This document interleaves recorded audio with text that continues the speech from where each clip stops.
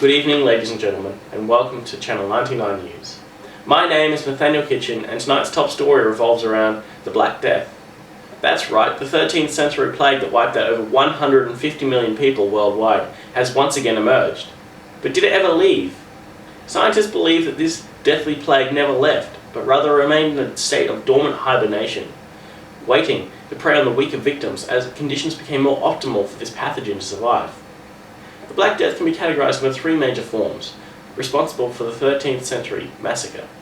There are the pneumotic plague, which attacked the respiratory system of the host, the septicemic version, which attacks the blood system of the host, and of course the most common form, the bubonic plague, which, as Giovanni Boccaccio explains, involves lumps forming in the groin or armpits.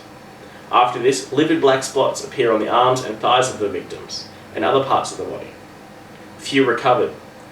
Almost all died within 3 days of infection, usually without any fever. To explain this better, we have arranged a short film on the matter. Nate, roll the tape.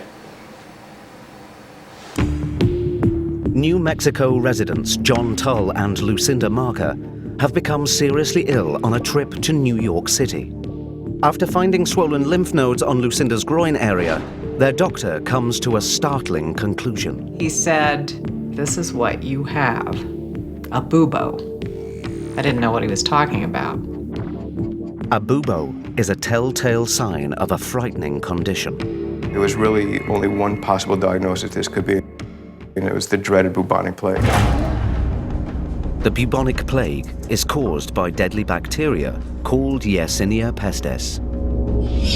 Inside both John and Lucinda's bodies, the plague bacteria invade the lymph nodes, causing them to swell. These are called buboes. If the bacteria get into the bloodstream, they clog the arteries, often ending in death.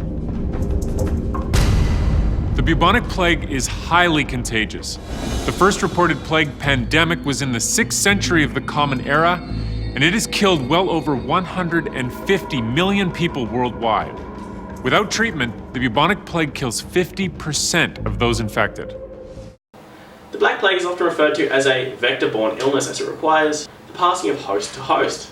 This step is incredibly vital for this particular strain of bacteria due to the incredibly short lifespan of its victims of 2 to 3 days after infection. If the host were unable to pass off the bacteria onto another victim before its untimely death, the bacteria would surely die within the host. This led to the common belief of evolutionary stages among the Black Plague. It is believed that due to the bubonic plague's deathly nature, it is unable to effectively survive in a world of such fragile hosts. With this problem abundantly clear throughout Europe, it evolved and adapted to survive almost unnoticeably among its hosts, finding that perfect equilibrium. This evolution is believed to be the common-day influenza, as it shows signs and symptoms very similar to that of the bubonic plague. However, the Black Plague is still mildly abundant throughout our world today. The bubonic plague is believed to have started somewhere in Asia, making its way to Europe via the Italian trading ships. This disease travelled mainly within the oriental rat flea, carried by rats on ships and through towns. During this time period, human waste was generally thrown out onto the streets, as plumbing was not yet in effect. This filth attracted the rats carrying the deadly fleas. Either the fleas would jump from the rat to the human and bite the human, or the infected rat would bite the human directly, causing this bacteria to be transmitted instantly to a new host. Once transferred, bacteria used special proteins to fend off the body's immune system, giving it direct passage to our bloodstream, with the intention of finding a lymph node where it could spread and multiply. For more on this issue, we cross over live to Nathan in Central Africa. Oh, crikey, thanks, Nathaniel. That's right, viewers. Today I have a very special specimen, a bubonic plague victim. But stay back. He could pass on this disease with a single sneeze. As you can see, he clearly has black spots covering his entire body, as well as a very high temperature.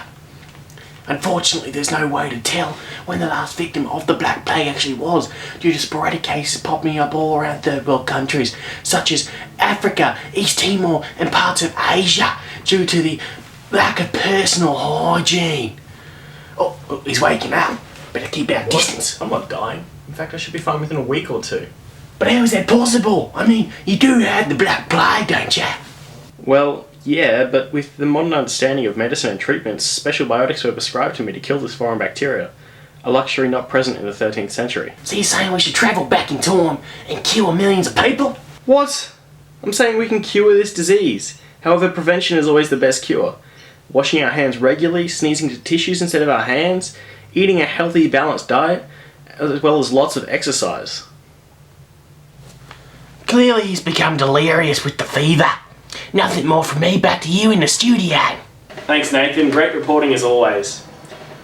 Africa may be the supposed birthplace of mankind. However, a total of 80% of Africans currently live in poverty, creating mass disease and a general lack of personal hygiene amongst the African people.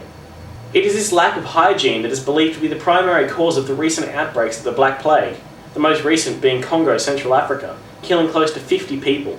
This same situation is a major issue faced by both third world and developing countries, who are suffering and will continue to suffer as the human population escalates, generating larger and larger amounts of waste and contributing to the already polluted world. Western culture does not yet face the grave dangers of the bubonic plague, so developing a vaccine with minimal side effects is not yet at the top of their priority list. Recent vaccines have incorporated Uranus pestis in very small doses. This prepares our body potentially for the overwhelming bacterial attack. However, no official vaccine has been released to the public. But now for the weather with the very beautiful Natalie. Thank you, Nathaniel. Today's weather is said to be stormy and cold. Perfect weather for the Black Plague to thrive in.